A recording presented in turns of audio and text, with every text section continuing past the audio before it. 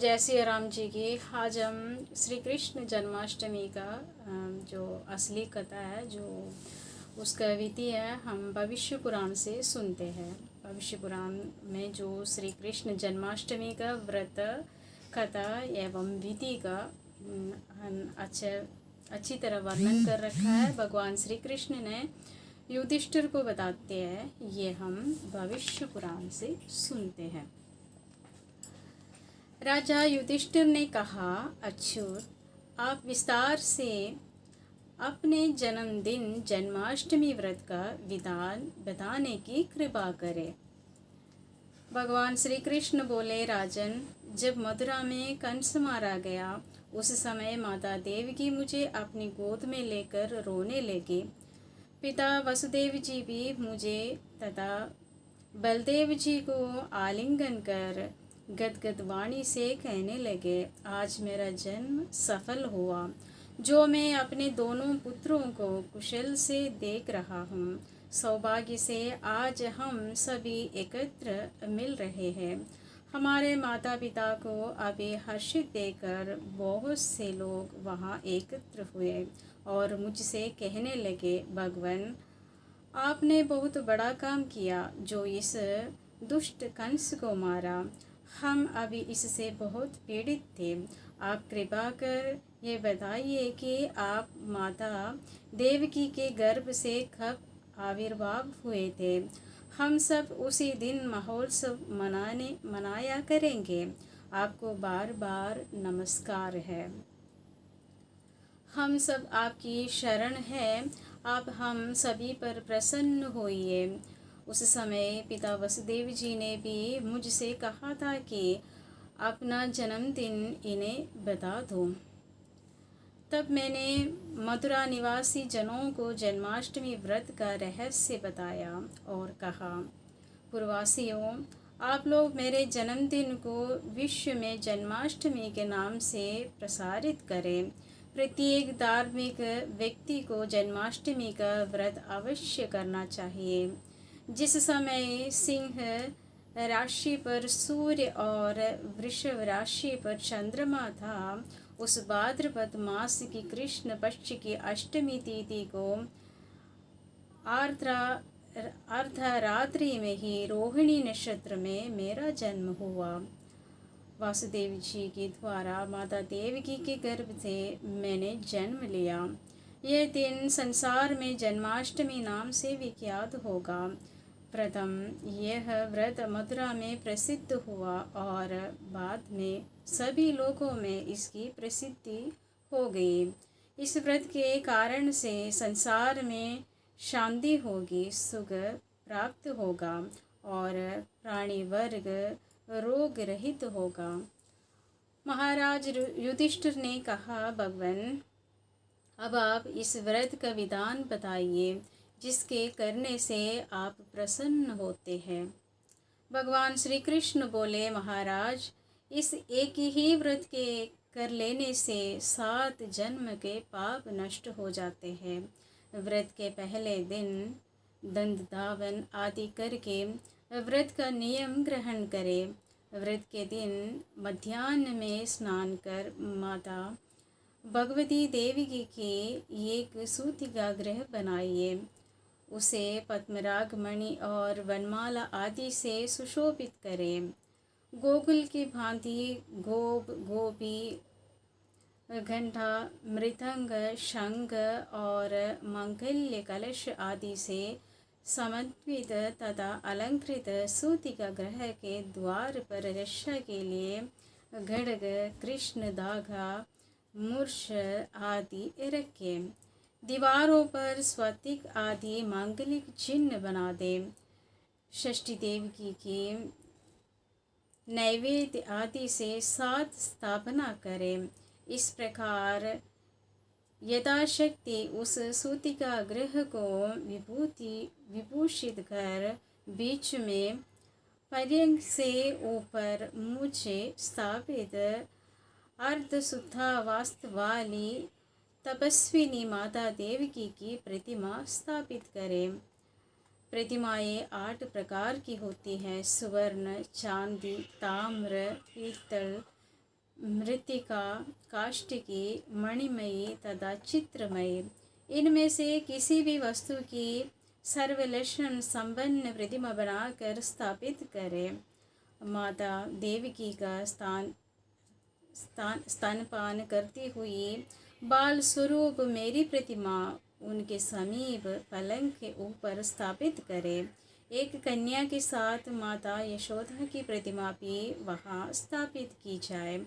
सूतिका मंडप के ऊपर की भित्तियों पर देवता, ग्रह, नाग तथा विद्याधर आदि की मूर्तियाँ हाथों से पुष्प वर्षा करते हुए बनाए। वसुदेव जी को भी सूतिका गृह के बाहर घटक और धारण किए चित्र करना चाहिए। वसुदेव जी महर्षि कश्यप के अवतार है और देव की माता अदिति की। बलदेव जी शेषनाग के अवतार है। नंद बाबा दक्ष प्रजापति के, यशोदा दीदी के और गर्ग मुनि ब्रह्मा जी के अवतार है। कंस कालनेमी के अवतार है। कंस के पहरेदारों को सूतिका गृह के आसपास निद्रावस्था में ही चित्रित करना चाहिए। गो, हाथी आदि तथा नाचती गाती हुई अप्सराओं और गंधर्वों का भी प्रतिमा की बनाइए। एक ही और कालीय नाग को यमुना के हृदय में स्थापित करें। इस प्रकार अत्यंत रमणीय नवसूतिका गृह में देवी देवकी का स्थान पर भक्ति से गंध, पुष्प, अक्षत, दूब, नारियल, दाड़िम, ककड़ी, बीजपूर, सुपारी, नारंगी तथा पनस आदि जो फल उस देश में उस समय प्राप्त हो उन सब से पूजन करें। माता देवकी की इस प्रकार प्रार्थना करें। जिनके चारों ओर किन्नर आदि अपने हाथों में वेणु तथा वीणा वाद्यों के द्वारा स्तुति गान कर रहे हैं और जो अभिषेक पात्र, आदर्श, मंगलमय कलश तथा चंवर हाथों में लिए श्रेष्ठ मुनिगुण द्वारा सेवित है तथा जो कृष्ण जननी बलिभांति बिछे हुए पलंग पर विराजमान है, उन कमनीय स्वरूप वाली सुवधना देव माता अदिति स्वरूपा देवी देवकी की जय हो। उस समय यह ध्यान करें कि कमलासना लक्ष्मी देवी के चरण दबाए रही हो। उन देवी लक्ष्मी की नमो देव्ये महादेव्ये शिवाय सततम नमः इस मंत्र से पूजा करें। इसके बाद ओम देवक्ये नमः, ओम वसुदेवाय नमः, ओम बलभद्राय नमः, ओम श्री कृष्णाय नमः, ओम सुभद्राय नमः, ओम नंदाय नमः तथा ओम यशोदाय नमः इन नाम मंत्रों से सबका अलग अलग पूजन करें। कुछ लोग चंद्रमा के उदय हो जाने पर चंद्रमा को अर्घ्य प्रदान कर हरि का ध्यान करते हैं। उनके निम्नलिखित मंत्रों से हरि का ध्यान करना चाहिए। अनंग वामनम शौरीं वैकुंठम पुरुषोत्तमम वासुदेवम ऋषिकेशम माधवम मधुसूदनम वाराहम पुंडरीकाशम नृसिंहम ब्राह्मणाप्रियम दामोदरम पद्मनाभम केशवम गरुड़ध्वजम गोविंदमच्युतम कृष्णमनंद परमावचितम अदोष्यतम जगदीजं सर्वस्थिति तत्याकारणम अनादि निघ्नतं विष्णुं त्रैलोक्यं त्रिविक्रमं नारायणं चतुर्भुजं शङ्खचक्रगदाधरं पीताम्बरं नित्यं वनमालविभूषितं श्रीवत्सलं जगत्स्तेम श्रीधरं श्रीपतिं हरिम्। इन मंत्रों से भगवान श्री हरि का ध्यान करके योगेशभमाय योगेत्पथाय गोविंदाय नमो नमः। इस मंत्र से प्रतिमा को स्नान करना चाहिए। अनंतर यज्ञेश्वराय यज्ञसंभवाय यज्ञपतये गोविंदाय नमो नमः। इस मंत्र से अनुलेपन, अर्घ्य, धूप, दीप आदि अर्पण करें। तदनंतर विश्वेश्वराय विश्वाय विश्वेश्वराय विश्वसंभाय विश्वपतये गोविंदाय नमो। इस मंत्र से नैवेद्य निवेदन करें। दीप अर्पण करने का मंत्र इस प्रकार है। धर्मेश्वराय धर्मपतये धर्मस्याय गोविंदाय नमो नमः। इस प्रकार वेदी के ऊपर रोहिणी सहित चंद्रमा, वसुदेव देवकी, नंद, यशोदा और बलदेव जी का पूजन करें। इससे सभी पापों से मुक्ति हो जाते हैं। चंद्रोदय के समय इस मंत्र से चंद्रमा को अर्घ्य प्रदान करें। क्षीरोधारणवसंप्युता अत्रिनेत्र संभूत्वा गृहाणार्घ्यं शंकरे द्वे रोहिणाय सहितो मम। आधी रात को गुड़ और घी से वसोर्धार की आहुति देकर षष्ठी देवी जी की पूजा करें। उसी क्षण नामकरण आदि संस्कार भी करने चाहिए। नवमी के दिन प्रातःकाल मेरे ही समान भगवती का भी उत्सव करना चाहिए। इसके अनंतर ब्राह्मणों को भोजन कराकर कृष्ण में प्रियतम कहकर यथाशक्ति दक्षिणा देनी चाहिए। और इस मंत्र से पढ़कर भी इसको देना चाहिए। मंत्र भी पढ़ना चाहिए। इसी प्रकार यम देव्यम देवकीं देवी वसुदेवाय जीचतं भौमस्य ब्रह्मणो गृहस्य तस्य ब्रह्मणान्मे नमः। इसके बाद ब्राह्मणों को विदा करे और ब्राह्मण कहे शांति रस्तु शिवम शास्तु।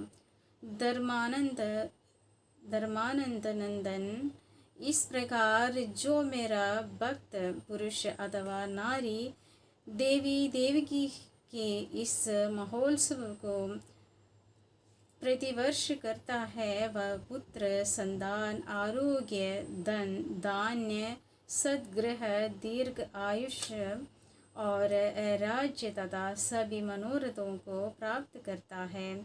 जिस देश में ये उत्सव किया जाता है वहाँ जन्म, मरण, आवागमन की व्याधि, अवृष्टि तथा ईर्ति, भीति आदि का कभी भय नहीं रहता।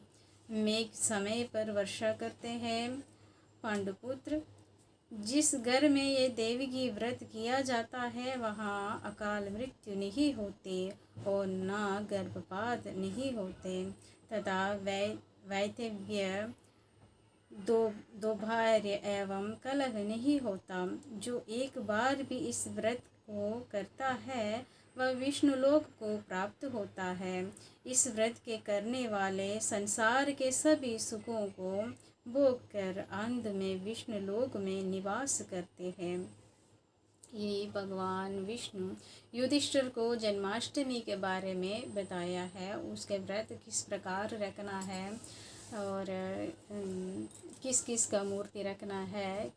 अगर मूर्ति नहीं है तो भगवान ने भी कह रखा है हम चित्र बनाकर भी रख सकते हैं, क्योंकि सबका मूर्ति मिलना संभव नहीं है। देवकी का, वसुदेव जी का और यशोदा मैया का, इन सब का मूर्ति मिलना संभव नहीं है। इसलिए ये सारा जो हमारा जो मथुरा में जो हुआ है, जो गोकुल में हुआ है, ये सारे जो भगवान ने कह रखा है, हर उनका लीलाएं जो कालिया मर्दन सब कुछ चित्रित करके हम दीवार में लगा सकते हैं। उसके बाद इन सब का पूजन करना चाहिए। ये बता रखा है भगवान जन्माष्टमी में केवल अपने ही पूजन नहीं, बाकी उनका सारा परिजनों का जितना भी उनका साथ थे इस लीला में उनका साथ दिया, उन सबका पूजन करने के लिए बोल रखा है। इसलिए जन्माष्टमी व्रत जब सब करेंगे तो भगवान का अगर चित्रित भी हम नहीं कर सकते, हमें चित्र भी नहीं मिल रहे, तो सबका संकल्प करके उनका मन में उनका जब भगवान श्री कृष्ण का पूजन करते हैं उसी समय उनका भी पूजन करने का कोशिश कर लीजिएगा। जन्माष्टमी को आप सबको पता है भगवान श्री कृष्ण अर्धरात्रि को पैदा हुआ, इसलिए सारा दिन हम दिन रात हम व्रत रखते हैं और अगले दिन ही भोजन करते हैं। महादेव भी ये 4 व्रतों को ज़्यादा श्रेष्ठ बताया गया है। एक शिवरात्रि का, एक जो नवमी का, एक जन्माष्टमी का, एक एकादशी का, ये 4 व्रत हर एक इंसान को करना चाहिए, यही महादेव ने बोल रखा है। तो इनमें से जो हमारा जन्माष्टमी आ रहे, तो आप सब जन्माष्टमी का व्रत रखें, अन्न को त्याग करके, जो जिसका जिस प्रकार रख सकते हैं, जो निराजल रख सकता है वो लोग निराजल रख लीजिएगा। अगर नहीं रख सकता है, कोई बीमार है, उनको तो फलाहार बता रखा है, कुछ तो फलाहार कर सकते हैं। अन्न का सेवन अगले दिन ही करना है। तो यही जन्माष्टमी का असली विधि भगवान श्री कृष्ण ने युधिष्ठिर को भविष्य पुराण में जो बता रखा है वही मैंने आप सबको सुनाया। तो इसी विधि के हिसाब से आप लोग जन्माष्टमी का व्रत कर लीजिएगा। सबको जय श्री राम जी, हर हर महादेव। अगर वीडियो पसंद आ गई है तो सब शेयर और लाइक कर लीजिएगा। जो लोग सब्सक्राइब नहीं किया वो लोग सब्सक्राइब भी कर लीजिएगा। हर हर महादेव।